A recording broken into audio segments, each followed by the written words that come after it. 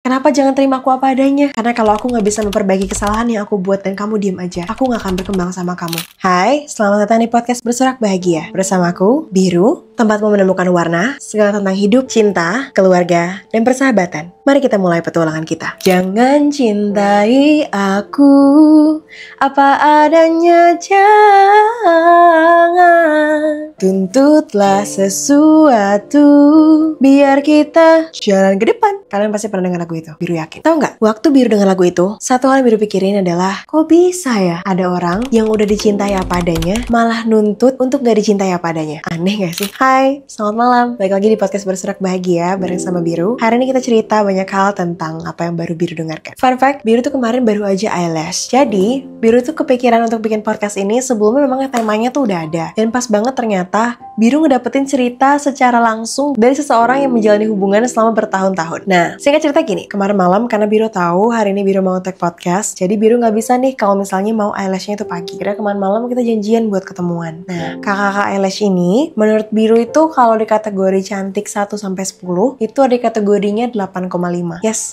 cantik putih bersih lah gitu. Dan suaminya juga menurut Biru cukup oke ya, karena Biru sering lihat sekeluarga ada di salon itu. Lalu, singkat cerita, kita cerita panjang lebar. Biru itu termasuk tipe yang kalau misalnya ada orang lain, kalau misalnya Biru udah cukup kenal orang itu, dan Biru nyaman buat cerita, Biru bakal cerita beberapa hal yang menurut Biru itu penting. Nah, kemarin Biru tuh sampai cerita tentang beberapa hal kayak Biru menanyakan, ini kalau di Surabaya enaknya tinggalnya di mana ya? Di rumah apa ya? Sampai kita tanya-tanya, tiba-tiba pembicaraan kita itu masuk pada topik tentang laki-laki. Nah, kakak itu cerita, dia ketemu sama suaminya di mana, ceritanya seperti apa. Tapi ada satu hal yang paling menarik yang Biru notice, itu nyambung sama cerita kita. Dia bilang gini, tahu nggak kak, aku putus sama mantanku yang udah 3 tahun pacaran karena dia terlalu baik buat aku. Maksudnya gimana? Biru kaget karena ternyata alasan itu Biru dengar secara langsung. Iya, jadi 3 tahun mereka pacaran, hubungannya itu selalu adem ayem. Terus dia bilang, kayaknya menurutku hubungan ini aneh deh, kok nggak pernah ada masalah ya udah bertahun-tahun. Jadi akhirnya karena dia merasa flat, dia buat masalah. Yes, dia selingkuh. Dan ternyata cowok itu maafin dia gitu aja. Dan responnya adalah, dia bingung, kok bisa sih nerima aku segininya apa adanya? Kok bisa sih secinta ini? Sampai dia bahkan nggak pikir kalau itu salah. Dan kakak itu tahu bahwa yang dilakukan itu salah. Dia cuma pengen ngetes. Dan bodohnya, dia cuma pengen ngetes apakah laki-laki itu benar sayang sama dia atau enggak. Singkat cerita, dia tahu kalau dia nggak bisa terus bersama dengan seseorang yang ngebuat dia berkembang. Seseorang yang ternyata menerima dia terlalu apa adanya. Seseorang yang membuat dia merasa kalau hubungan tersebut justru nggak sehat. Iya, beberapa kasus tertentu ada orang-orang yang sudah keluar dari hubungan toksik pasti ngerasain hal itu. Tapi dalam kasus ini mbaknya nggak kayak gitu ya. Jadi hubungan yang sebelumnya misalnya toksik, kamu ngalamin perasaan roller coaster, terus tiba-tiba kamu masuk pada suatu hubungan yang sebenarnya kategorinya sehat.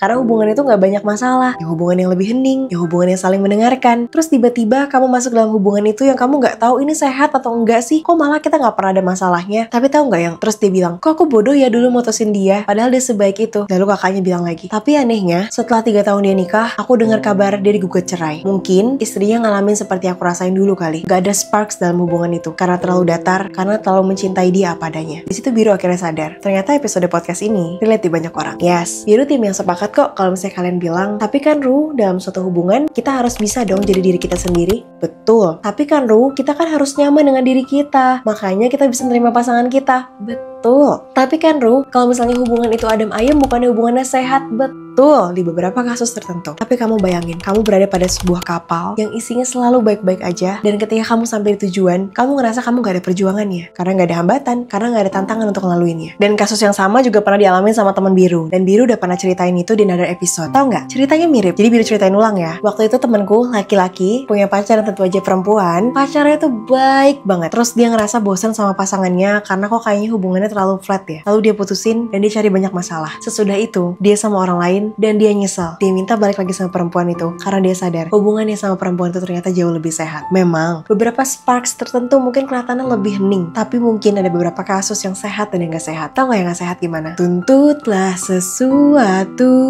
biar kita jalan ke depan. Nadanya gak kayak gitu sih. Cuman kalian bayangin kayak gini. Kalau gak dituntut, kalau kamu gak dikasih tahu salahmu apa, kalau kamu gak dikasih kritik yang pedes, kamu mungkin gak akan berkembang. Ayo seimbang, gak apa-apa. Tuntut aku sesuatu supaya aku bisa jalan ke depan sama kamu. Hubungan yang terlalu biasa-biasa aja, yang gak ada tuntutannya sama sekali, yang bahkan gak ada sparksnya sama sekali, bukannya itu gak bagus? Aku senang dalam hubungan yang aku bisa jadi aku bisa jadi diriku apa adanya, dicintai oleh orang lain apa adanya. Tapi yang salah, konsep apa adanya itu adalah untuk sesuatu yang gak bisa diubah. Contoh, bentuk tubuh. Tubuhnya bentuknya pir, dan dia pengen ubah bentuk tubuhnya jadi bentuk tubuh biola sedunia. Mungkin bisa nge-gym, mungkin bisa workout, lalu membentuk tubuhnya jadi jauh lebih baik. Tapi dia gak bisa mengubah itu. Bentuk tubuhnya tetap bentuk tubuhnya, kecuali dia mau melakukan operasi ya. Atau dia punya beberapa kekurangan, disabilitas dalam beberapa hal tertentu yang memang pada dasarnya bisa diterima. Karena hal tersebut adalah bagian dari proses menerima. Terima apa adanya untuk sesuatu yang tidak bisa diubah. Tapi kalau kamu menerima apa adanya untuk sesuatu yang bisa diubah, termasuk karakter, pembiasaan, sifat, itu yang salah. Ayo, jangan cintai aku apa adanya. Bimbing aku, tegur aku kalau aku salah, tegur aku dengan lemah lembut supaya aku tahu salahku itu di mana. Atau nggak apa-apa, tegur aku dengan caramu supaya aku sadar salahku itu di mana. Ayo nasehatin aku dengan bijaksana supaya aku bisa lihat kalau kamu nggak menggurui aku, tapi kamu berusaha untuk aku bisa maju selangkah sama kamu. Ayo, nggak apa-apa kok. Atur aku dengan semua aturan-aturan logis yang menurut kamu bisa aku terima. Bukan artinya aku suka diatur, tapi aku ingin kamu juga bisa memberi arah. Kenapa jangan terima aku apa adanya? Karena kalau aku nggak bisa memperbaiki kesalahan yang aku buat dan kamu diem aja, aku nggak akan berkembang sama kamu. Kamu nggak benar-benar sayang sama aku. Dan pada dasarnya, kamu nggak benar-benar sayang sama aku. Karena kamu nggak mau aku bertumbuh, kamu mau aku tetap di lingkaran yang sama. Mari berkembang bersama. Kita menemukan versi terbaik dalam diri kita. Bimbing aku sayang, supaya aku bisa memperbaiki diriku lebih baik lagi. Kalau kita ngerasa terus-terusan cukup, kita nggak akan berkembang. Contohnya gini, misalnya ada perempuan yang dulunya suka banget workout. Ingat ya, yang Biru sampaikan hanya dalam beberapa kasus tertentu yang gak semua orang akan melakukan yang sama. Kamu suka banget workout, lalu kamu tahu kamu mengalami kenaikan berat badan cukup signifikan. Tapi kata laki-lakimu, enggak kok, kamu tetap cantik, kamu di mataku tetap luar biasa. Lalu karena kamu divalidasi bahwa kamu tetap cantik, kamu perlahan-lahan mulai kehilangan dirimu sendiri. Kamu kehilangan sifatmu yang dulunya sudah kamu tanamkan, habitmu yang dulunya bagus, karena kamu merasa kamu sudah cukup. Kadang-kala menjadi musuh terbesar kita. Kenapa? Karena kita nggak berpikir untuk maju, karena kita tahu kita dirasa udah cukup. Dan itu berbahaya. Ada beberapa orang yang akhirnya tipenya malas untuk melakukan sesuatu. Toh dia mikir, kan udah nerima aku apa adanya. Bahkan mencintai aku secara ugal-ugalan loh dengan aku yang seperti ini. Dia stuck dan akhirnya dia nggak mau belajar. Gak salah mencintai apa adanya. Tapi ingat, untuk sesuatu yang gak bisa kita ubah. Aku perlu kritik supaya aku bisa lebih maju. Kalau hubunganku di sini-sini aja, iya, aku senang kita gak banyak ributan. Hubungan yang sehat, bahkan kata kakaknya, itu yang lebih dia perlukan saat di kehidupan pernikahan. Kehidupan yang tenang. Tapi bayangin, kalau dengan mencintai apa adanya, aku cuma dikasih di tempurung yang sama. Aku gak beranjak kemana-mana. Dan lebih menyakitkannya lagi, aku ketinggalan. Tapi aku sendiri gak tahu kalau aku ketinggalan. Yang lebih seru, kalau kamu bisa terima aku apa adanya, dan kalau kamu benar-benar sayang sama aku, kamu pasti ingin melihat aku utuh, berkembang, dan tumbuh bersama kamu. Kalau aku buat salah, ya beritahu kalau aku buat salah. Jangan didiemin. Aku tahu kamu sayang. Tapi kalau kamu biarin, kapan aku tahu waktunya aku berkembang. So, there is a podcast for you. Buat kalian semua yang sekarang lagi di posisi dicintai apa adanya, semoga kalian bisa koreksi. Mungkin ada beberapa hal yang harus diubah, karena gak semua apa adanya itu baik untuk kalian. Salam sayang, Langit Biru. Podcast bersorak bahagia dengan segala ceritanya.